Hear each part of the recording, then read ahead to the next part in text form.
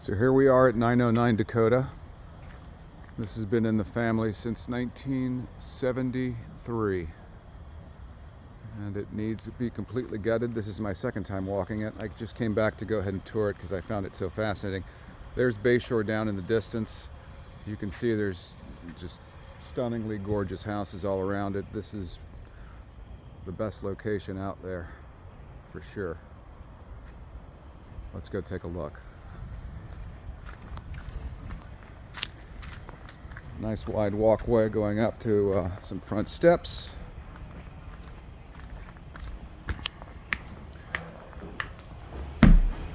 Wraparound porch, which is nice.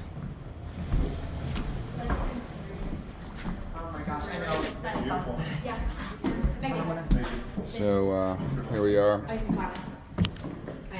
We're in the foyer. The foyer has an open staircase going up to the second floor.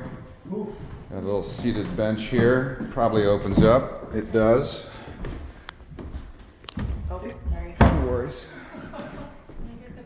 So there's the foyer again. And it goes around to the wraparound porch. So, directly to the right of the front door is the formal living room. Formal living room is very good size, good amount of window glass. It has a floating fireplace that goes to both the living and dining. Floors have got some termite damage, so those pieces would need to be replaced.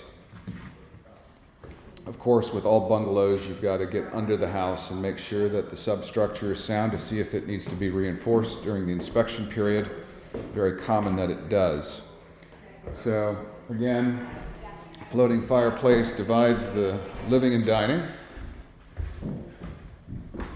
Dining room has a little built-in china cabinet. This is, again, a very good size room.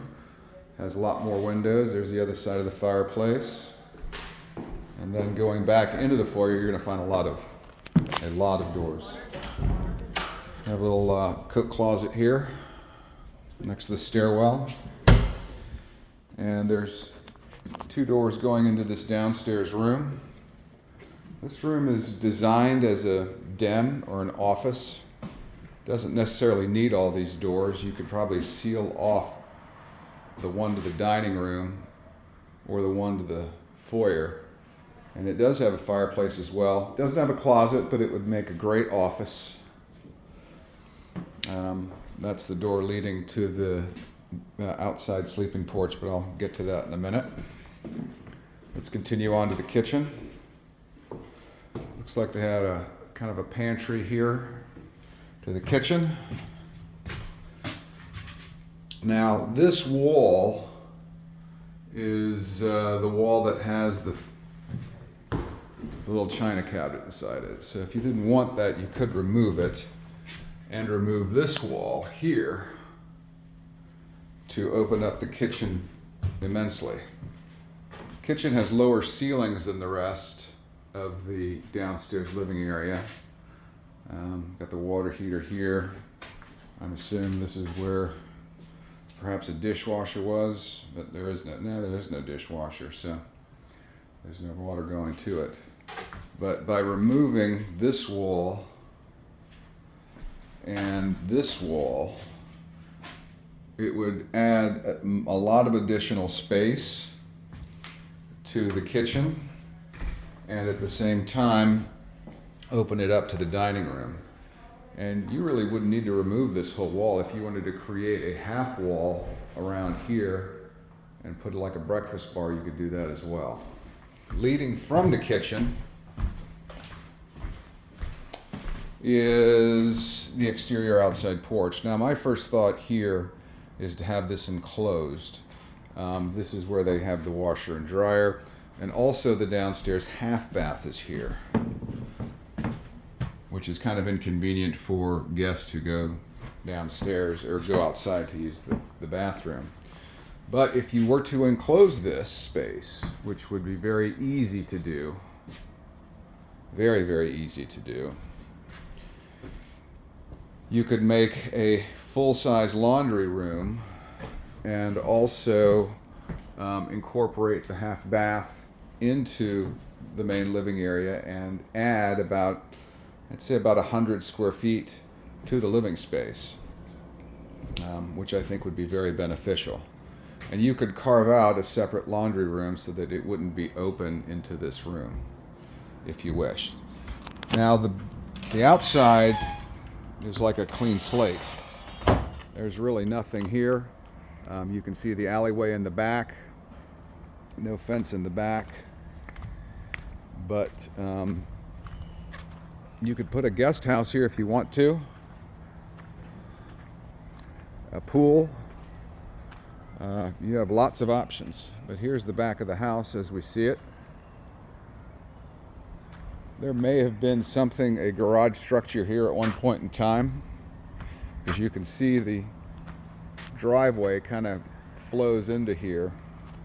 But if there was a garage, it was knocked down long ago. And there's no trace of it now. The other side is really good space on the side here. You can see where the fence is, and you can see where the wraparound porch goes to. Some beautiful oak trees here. Let's go ahead and go upstairs.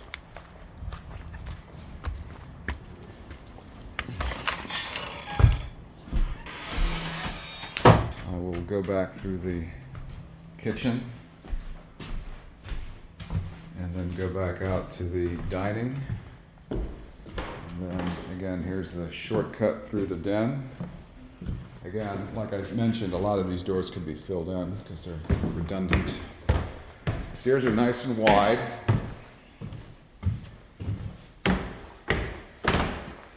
So, at the top of the stairs is an open loft, which is really nice, especially with kids. They have a second living area to hang out with if you wanted to use that downstairs as an office. There is a door that kind of goes to nowhere. There was probably some balcony railings here at one point in time. Not anymore. The door is kind of wedged shut to prevent accidents, but I would remove that completely. You really don't need it. In the outside space, you might be able to fit a bistro table, but nothing compared to what you could do downstairs. You have some cracking in the ceiling. This is from the old plaster. Doesn't look moisture related.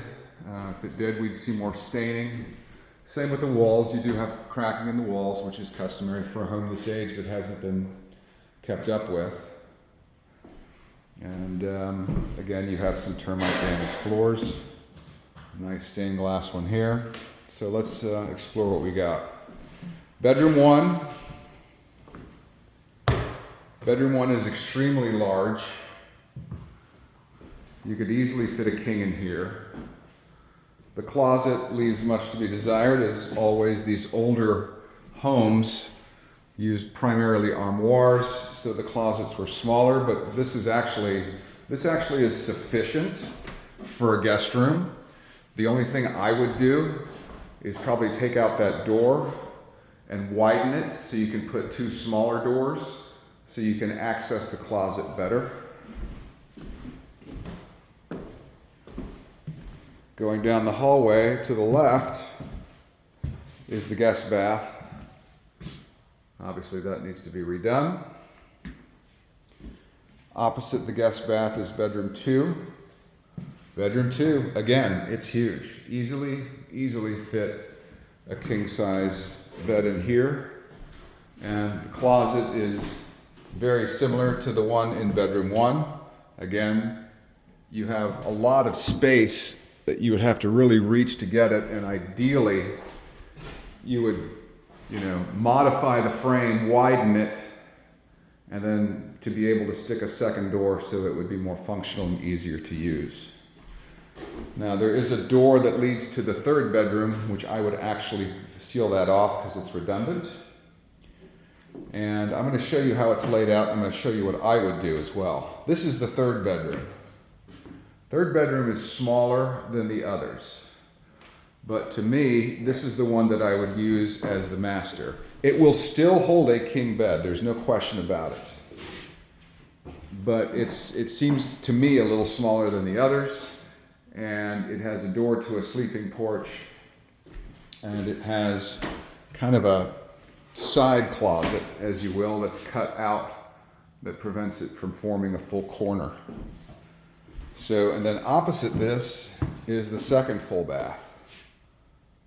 Second full bath was used more likely as a master.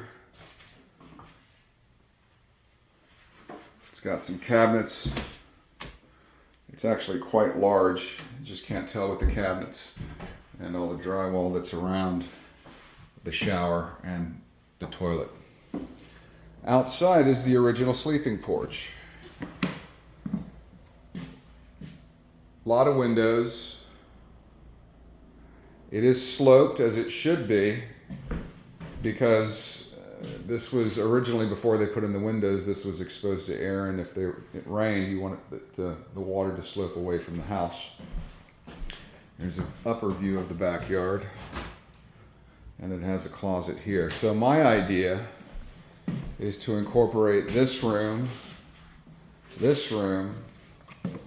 and this bathroom as a master suite. And to do that, basically, between bedroom 2 and bathroom 2, you would stick a wall right here and a door. And then when you step through the door, you're in the master suite. I would completely gut this bathroom and completely gut this sleeping porch and incorporate both of them into a master bathroom and a master closet.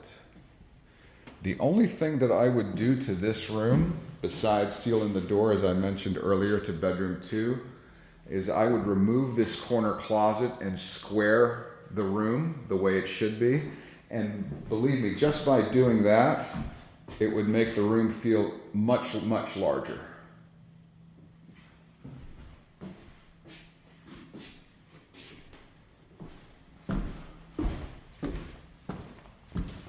So again, this property will hit the market probably on Friday, but I'm going to be heading out of town, so I wanted to get this done now while I was thinking about it. There's bedroom 1. There's another view of bathroom 1. There's bedroom 2. And then the master bedroom, the sleeping porch, and bathroom 2. And the open loft. So upstairs, if you reconfigured it the way I was thinking, you would have a 3-2 upstairs plus the loft.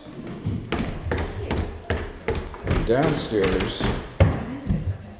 Hey. How are you? Good. How are you? Very good. I'm interrupting your video. And downstairs, you've got the living, the dining, and this den, which could be a bedroom, but I think it would function better as a office.